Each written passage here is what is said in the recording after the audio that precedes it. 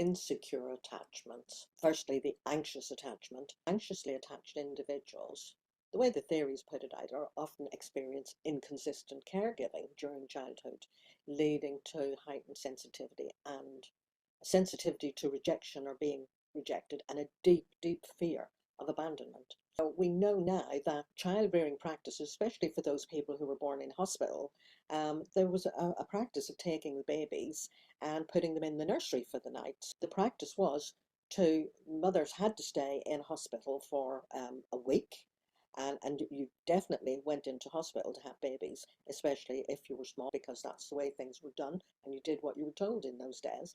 And the practice that they had was to take the babies to the nursery for the night. So the babies were removed from mothers and they were placed in a nursery until the next morning.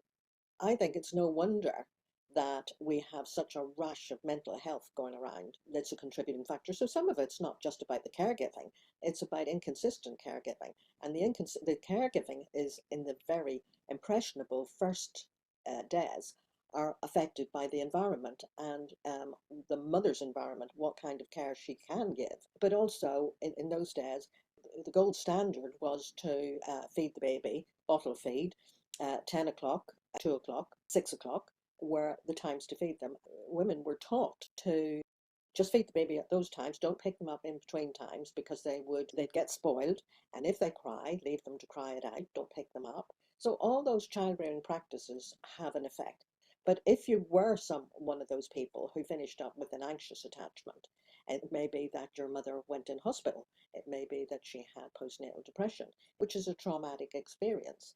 Being brought into the world by cesarean or by use of forceps. So all of those things have a bearing on the attachment style that you form.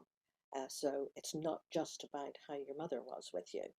Because there's a lot of mother blaming that goes on that has nothing to do with how the mother took care of you. So if you have got an anxious attachment, that you crave closeness, you can be a bit clingy, you want constant reassurance.